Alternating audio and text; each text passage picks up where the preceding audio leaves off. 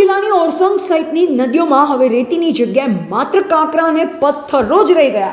ઓરસંગ નદી પાણીના સુકાવાથી ગોરી થઈ, જે રેતી માફિયાઓને આભારી છે. છોટાઉદેપુર જિલ્લામાં કુલ 9 જેટલી નદીઓ આવેલ છે, જેમાં ઓરસંગ, હેરણ, મેણ, અશ્વિન, ઉચ્ચ, સુખી, સાપેણ, બિહેર, ધાઢારનો સમાવેશ થાય છે. જે ઉનાળો ધમધોકાર તપતા એકદમ સુકાઈ ગઈ છે, ત્યારે બેફામ રેતી ખનનના કારણે હવે કાંકરા અને પથ્થરો જોવા મળી રહ્યા છે. જ્યારે જિલ્લાવાસીઓને સ્થાનિક બાંધકામ માટે રેતી લાવી હશે તો આવનાર દિવસોમાં ભારે મુશ્કેલી પડશે. રેતીનું બેફામ ખનન થતાં જિલ્લાની નદીઓની શોભા છીનવાઈ ગઈ છે.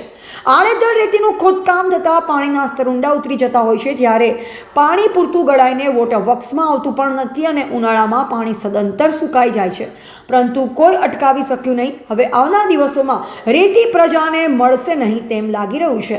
છોટાઉદેપુર નગર તથા જિલ્લાની જીવાદોરી સમાન ગણાતી મુખ્ય ઓરસંગ નદીમાં વર્ષોથી થતા રેતી ખનનના કારણે નદીમાં હવે માત્ર પથ્થર અને કાંકરા જ રહી ગયા છે. આવનાર દિવસોમાં રેતી જોવા પણ નહીં મળે તેવા એંધાણ વર્તાઈ રહ્યા છે. રેતી માફિયાઓ દ્વારા જ્યાં લીઝ આવેલ નથી ત્યાં પણ ગેરકાયદેસર રેતીનું આડેધડ ખોદકામ કરતા ઓરસંગ નદીની રોનક જતી રહી છે અને ઓરસંગમાં દર વર્ષે પાણીના સ્તર ઉતરતા જાય છે. છોટાઉદેપુર જિલ્લામાંથી પસાર થતી ઓરસંગ નદી મધ્યપ્રદેશના ભાભરાના જંગલમાંથી નીકળે છે, જે છોટાઉદેપુર નગર તથા આસપાસના વિસ્તારને પાણી પૂરું પાડે છે, પરંતુ રેતીનું બેફામ ખોદકામ થતાં હવે પાણીના સ્તર પણ ઊંડા ઉતરી ગયા છે, જેમાંથી છોટાઉદેપુર નગરની 35,000 જેટલી વસ્તી તથા ઓરસંગ નદી કિનારે વસતા નાના મોટા ગામોને આવનાર દિવસોમાં પાણીની ગંભીર સમસ્યાનો સામનો કરવો પડશે તેમ લાગી રહ્યું છે.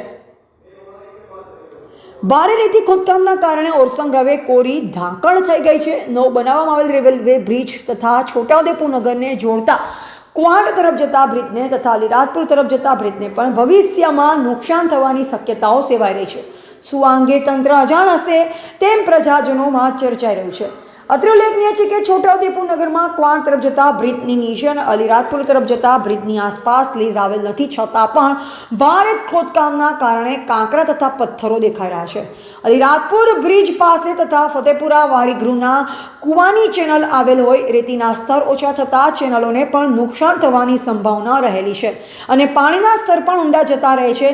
ચેકડેમ બનાવ્યો પણ તેમાં પણ પાણીના ઠેકાણા નથી. ગંદુ પાણી એકત્રિત થાય છે. એક તરફ ઓરસંગ નદીમાં પાણી સુકાવા લાગ્યું છે, ત્યારે અંદાજિત ₹7 કરોડના ખર્ચે ઓરસંગ નદી ઉપર નવો ચેકડેમ બનાવવામાં આવ્યો છે, જેમાં ગંદુ પાણી એકત્રિત થતું હોય અને અશુદ્ધ મળતું હોય તેવી પણ ફરિયાદો ઉઠી રહી હતી, પરંતુ હાલ હાંફેશ્વરથી વેચાતું પાણી મંગાવવું પડે છે, જેથી રાહત છે. આ સાથે ભવિષ્યમાં ઓરસંગ નદી કિનારે વસતી પ્રજા જે ઓરસંગ આધારિત પાણી મેળવે છે તેને આખરે ઉનાળામાં પાણીની ગંભીર સમસ્યા ભોગવવી પડે તેમ લાગી રહ્યું છે. છોટાઉદેપુર નગરમાંથી પસાર થતી ઓરસંગ નદીમાં હવે રેતી દેખાતી નથી. જ્યારે નગરની પ્રજાએ મિલકતના ચણતર માટે રેતી જોઈતી હશે તો ક્યાં લેવા જશે, જે નગરજનો માટે ભારે ચિંતાનો વિષય બન્યો છે.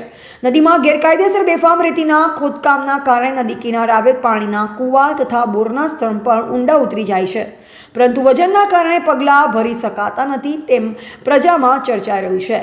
છોટાઉદેપુરની નદીઓમાં ભવિષ્યમાં રેતી ખૂટી જવાના સંકેતો જણાઈ રહ્યા છે. પોણા ભાગનું તો બધું જ ખાલી થઈ ગયું છે.